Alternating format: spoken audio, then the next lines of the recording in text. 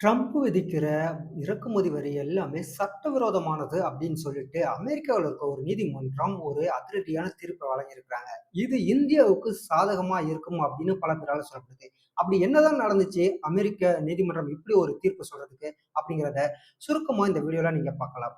அமெரிக்க அதிபர் Trump India உட்பட பல்வேறு உலக நாடுகள் மீது அடுத்தடுத்து இறக்குமதி வரிய ஏத்திக்கிட்டே போனாரு. ஒரு சில பேர் அதாவது சீனா போன்ற நாடுகள்லாம் டிஃபெண்ட் பண்ணி அவங்களும் போட்டி வரிய விதிச்சதுனால, அவங்க பின்வாங்கி மறுபடியும் பழைய நிலையே தொடரும்னு சொல்லியிருந்தாங்க. ஆனா, இந்தியாவ எடுத்துக்கிட்டோம் அப்படின்னா, இந்தியா ரஷ்யாவுக்கு ரொம்ப நெருக்கமா இருக்கு.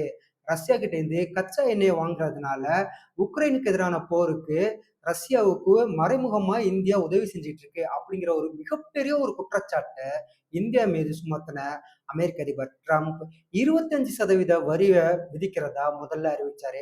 அதன் பிறகு 25% கூடுதலா 25% சேர்த்து 50% பிளஸ் பெனால்டி அ அப்படிங்கிற ஒரு வரி விதிப்ப அமெரிக்க அதிபர் ட்ரம்ப் விதிச்சாரு.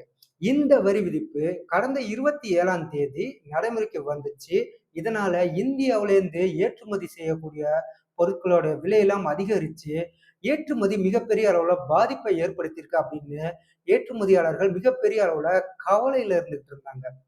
இந்த சூழ்நிலையில தான் அமெரிக்காவோட நியூயார்க் நகர்ல இருக்கிற வர்த்தக நீதிமன்றத்துல ஒரு வழக்கு தொடரப்பட்டுச்சு. அந்த நீதிமன்றத்துல என்ன சொல்லியிருந்தாங்க அப்படின்னா, அமெரிக்க அதிபர் ட்ரம்ப் தன்னுடைய அதிகார வரம்பை மீறி இந்த போல ஒரு வரி விதிப்ப விதிச்சுட்டு இருக்காரு. இது ஒரு சட்டவிரோதமான வரி விதிப்பு அப்படின்னு தன்னுடைய தீர்ப்புல சொல்லியிருக்கிறாங்க.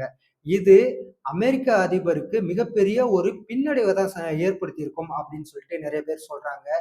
இதற்காக அமெரிக்க அதிபர் என்னதான் சொல்றாரு அப்படிங்கிறத அடுத்த ஒரு வீடியோல பார்க்கலாம்.